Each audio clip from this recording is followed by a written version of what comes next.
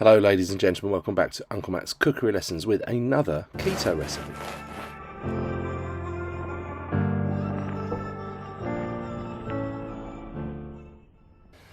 Hello, in this video it will be another keto recipe. This time it's another bread recipe, but this one is actually like a bread with yeast and everything. It's really good.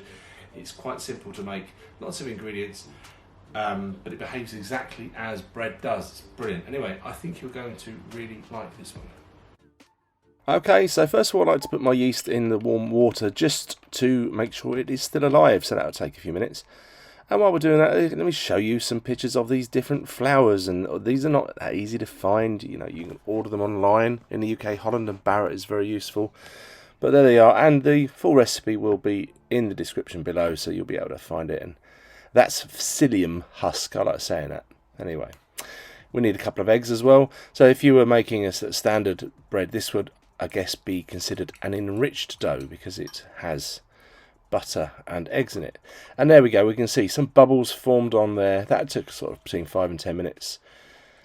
And that way we know we can crack on. So I put my wet ingredients in, followed by all these different flours. In they all go. And that bit there, I didn't mention it earlier, that is xanthan gum. I think I've said it right. I think that is quite crucial for making these sort of keto type recipes. And you'll notice I'm starting with a paddle, not a hook. I did try with a hook and it sort of didn't mix it. But if you give it a few minutes, say 3-4 minutes with a paddle, and then get the hook in, it then behaves more like a bread dough. And I would recommend using a stand mixer if you can. I think you would be able to do this by hand. That took about, again, between 5 and 10 minutes. I think if you're doing it by hand, I think I would use this technique. I would use water rather than some of the flours to stop it from absorbing too much. That's a technique I've used a lot with my sourdoughs. It's really useful. But what I'm doing here, just a couple of minutes, sort of trying to bring it into a tight ball, like so, sort of stretching it, getting a nice taut skin on the outside. I'm trying to treat it exactly as I would a regular dough, a bread dough. So a lightly greased bowl for which to put the dough so it can then proof, or prove, however you're supposed to say it. I put the plate on top, and then you got to wait. I had to put the plate the other way around and in because it proved so much it was going to get caught on the plate itself. So get it out onto your work surface, and again I'm using water here. Get my hands nice and wet. I'm just going to form this into a rough rectangle so I can roll it up.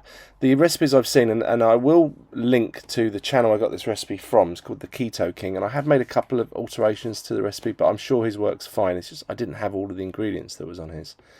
But I'm forming it into a rectangle, and then I'm rolling it into what I call a bloomer. You can use a tin, a bread tin. I have done it a few times, but I found it proved too much and it sort of ended up a really weird shape, so I preferred it like this. But if you're going to use a tin, make sure you butter it really well, or oil it, grease it, otherwise it might stick. So I've got the shape I want. I'm now going to cover mine with some cling film, lightly greased again so that it doesn't stick. And I never do this type, like drape it over like a tent and try to sort of pick up the bits like that, because we don't want the cling film becoming tight. Yeah, more waiting while it proves. It won't prove nicely. So my oven's on. There's the temperature on the screen. The original recipe for Keto King, he says 25 minutes. I found I need to cook mine for at least half an hour before I'm happy that it's ready. But there we go. There you go. Loaf of bread. It's not quite as neat a shape as I wanted it to be, but you know, it's homemade. There we go. Let that cool. More waiting, yes. Wait for it to cool down. Now we've waited. There you go. Look. I mean, it just looks really good. And my lady, who is my harshest critic, she says this is her favourite bread. She thinks it's better than my sourdough. I think she's mad. I think sourdough is better, but you know, this is very, very good. So let's make a sandwich, shall we? Because this is what you're missing, isn't it, guys? So you can have lashings of butter. That's not a problem. Bit of mustard, yeah. So obviously what follows next is some ham, some tomato. Well, you make a sandwich, you can put whatever you want in it, can't you? There we go. I like to season my tomatoes. Bit of rocket or arugula if you're watching in the States. Turn it around and look.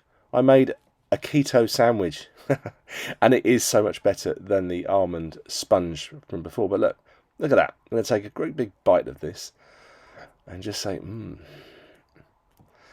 Well, I say. But I hear you asking, Uncle Matt, can you make toast with it? Well, this is a bit fresh, really, for making toast. But I thought, well, I'm going to make some crostinis. So, on a tray, bit of seasoning, bit of oil. I'm going to bake those until they is nice and crispy like that. And what are they nice with? Well, anyone for a baked, gooey camembert fondue? Try to control yourselves. Look at this. This is food porn. Anyway, just going to hand you over to me for the tasting. Look at that. That is a perfectly lovely loaf of bread. And this sandwich is great. So, yeah.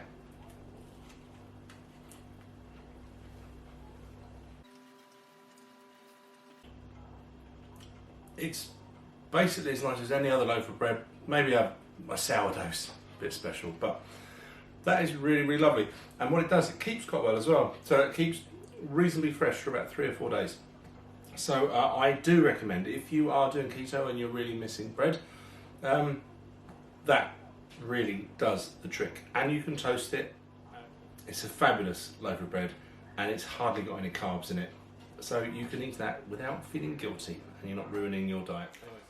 So thank you ever so much for watching Uncle Matt's Cookery Lessons. Please, while you're here, if you wouldn't mind hitting that like button, subscribe if you don't mind, comment, share, any of those things that you could do, or what's that, press the bell thing, anything like that would really help to tell YouTube that, you know, it's not so bad here, and perhaps they could suggest my videos to a few more people, and I will be so grateful to you. Anyway, I'll see you in the next video coming pretty soon.